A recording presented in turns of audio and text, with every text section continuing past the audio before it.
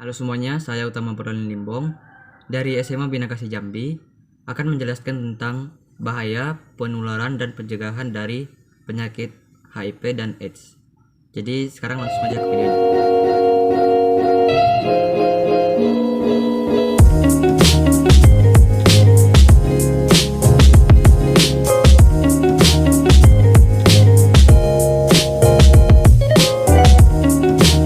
Oke, yang pertama saya jelaskan terlebih dahulu yaitu tentang pengertian penyakit AIDS dan juga HIV.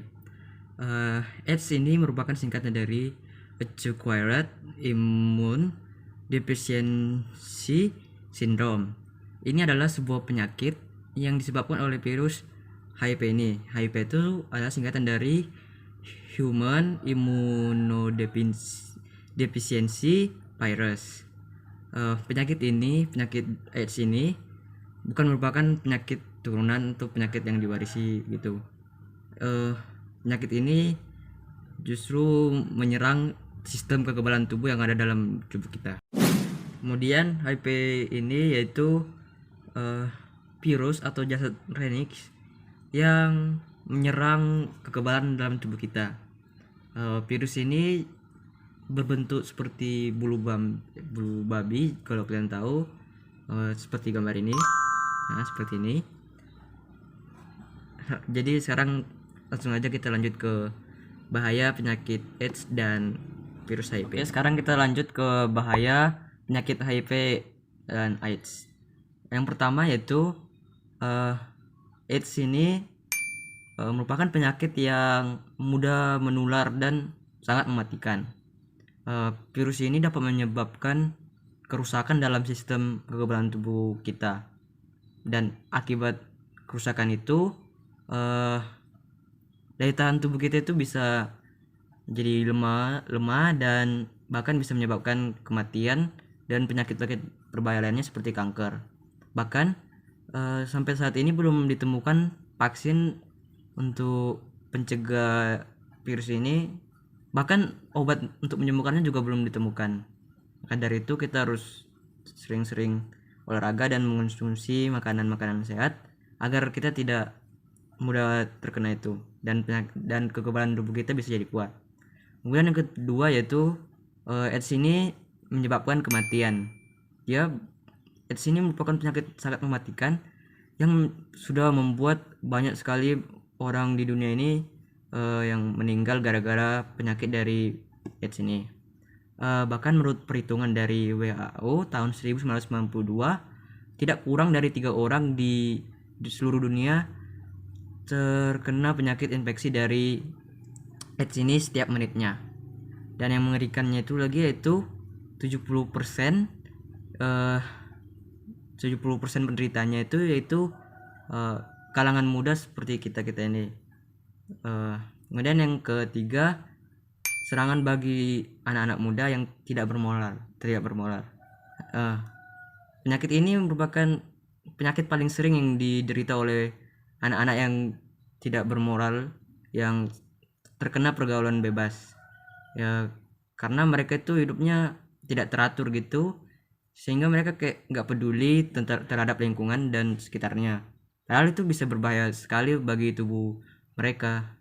Apalagi mereka tiap di luar kan, virus-virus yang di luar itu bisa masuk ke dalam tubuh mereka. Maka dari itu kita sebagai orang-orang yang beriman, janganlah terlalu terjerumus dalam pergaulan bebas. Kalau kalian sudah terjerumus dalam situ, setidaknya kita bisa bertobat, bisa lebih baik lagi supaya kita menjauhi hal itu lagi. Dan kalau kalian yang belum terjerumus dalam situ,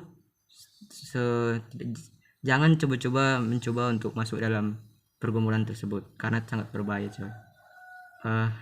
Kemudian masalah lainnya itu seperti bunuh diri, bisa menyebabkan gila dan sebagainya.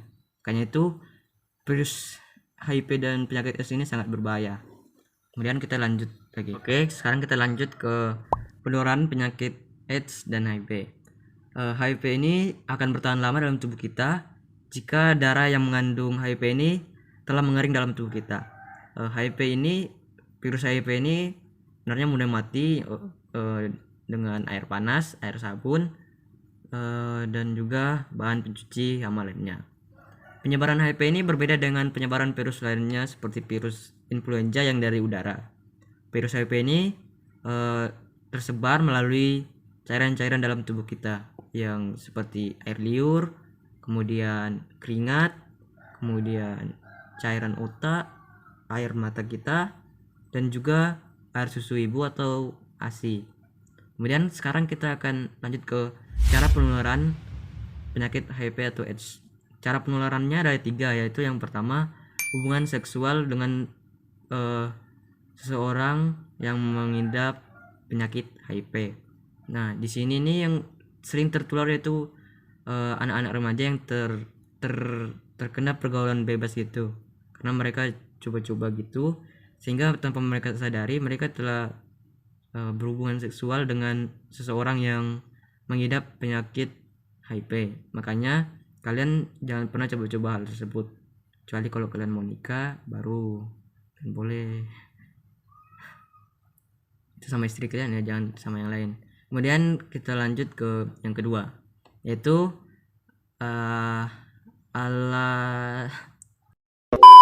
Kemudian kita lanjut yang kedua, yaitu alat jarum suntik atau alat tusuk lainnya seperti akupuntur, tindik tato dan lainnya yang tercemar oleh HIV. Oleh sebab itu, pemakaian jarum suntik secara bersama-sama untuk para pengguna narkoba itu sangat mudah menularkan HIV, karena di antara mereka mungkin ada yang terkena penyakit HIV tanpa diketahui oleh yang lainnya. Makanya jangan coba-coba untuk mencoba narkoba, karena itu bisa berbahaya sekali. Kemudian yang ketiga yaitu ibu hamil yang mengidap HIV kepada bayi kandungnya. Nah, ini para wanita-wanita, jika ingin hidup bahagia dengan keluarga kalian, jangan coba-coba sekali menyentuh pergaulan bebas dengan cara hubungan seksual lah, tindik tato lah, jangan coba-coba, karena itu bukan hanya berdampak pada kalian, itu bisa juga berdampak pada nantinya suami kalian dan juga nantinya anak kalian. Jadi jangan coba-coba terkena pergaulan bebasnya seperti itu. Dan kita lanjut ke pencegahan penyakit HIV dan AIDS. Pencegahan penyakit HIV dan AIDS. Sampai saat ini belum ada obat untuk menyembuhkan maupun vaksin untuk mencegah penyakit ini. Upaya-upaya terus dilakukan untuk mencegah penyakit ini. Jadi bagaimana cara mengatasinya supaya kita tidak terkena, itu mencegahnya, yaitu yang pertama yaitu pencegahan penularan melalui hubungan seksual. Untuk setiap orang itu memiliki perilaku seksual yang aman dan bertanggung jawab, yaitu dengan melakukan yang pertama, tidak melakukan hubungan seksual sebelum menikah. Hubungan seksual ini hanya boleh dilakukan secara melalui pernikahan yang sah. Seperti yang tadi saya bilang, kalau kalian pengen melakukannya itu, kalian cepat-cepat nikah, supaya kalian bisa lakukan tanpa terkena hal itu. Dan cuman boleh sama istri kalian, jangan sama yang lain. Kemudian yang kedua yaitu bila menikah hanya ada hubungan seksual antara suami dan istri, seperti tadi saya bilang, jangan ada orang lain masuk dalam keluarga kalian. Kemudian yang ketiga yaitu bila salah satu pasangan kita sudah terkena HIV ini, kita gunakan saja kondom untuk mencegah terjangkitnya virus HIV. Kemudian yang terakhir yaitu kita harus memperkuat iman dan akal sehat kita supaya kita tidak melakukan hubungan seksual di luar nikah. Kalian juga harus bertakwa kepada Tuhan, minta ampun dan berdoa terus-terusan supaya iman kita bisa jadi kuat. Kemudian yang kedua yaitu cara pencegahan penularan melalui darah. Yang kita pastikan yaitu pertama melalui transfusi darah.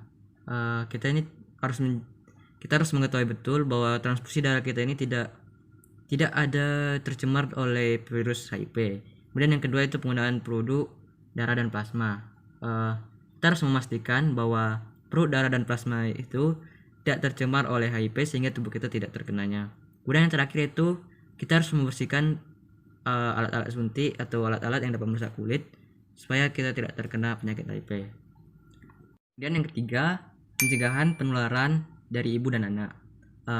Seorang ibu yang terinfeksi oleh penyakit HIV ini, risiko penularan penyakit itu terhadap janin yang dikandungnya atau bayinya itu cukup besar, bahkan kemungkinannya sudah mencapai 30-40%.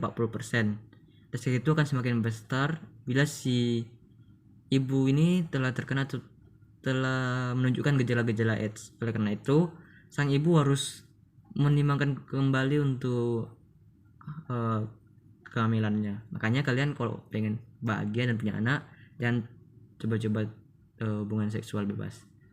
Nah, teman-teman, setelah mendengarkan semua penjelasan saya, maka dari itu kita telah tahu ya bahwa HIV dan AIDS ini sangat berbahaya.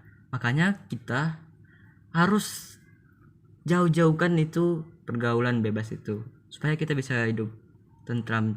Dan itu bukan untuk kita aja ya, itu untuk istri atau suami masa depan kita dan juga anak masa depan kita. Makanya kalau kalian benar-benar ingin hidup bahagia, jauhilah pergaulan bebas dan kalian harus mulai pergaulan sehat, dan juga perkuat iman kalian dan berdoa kepada Tuhan supaya kita hidup sehat terus-terusan, bisa terhindar dari dosa dan selamat sampai akhir. Sekian video saya, semoga dapat bermanfaat dan semoga dapat menginspirasi kepada kalian semua. Terima kasih.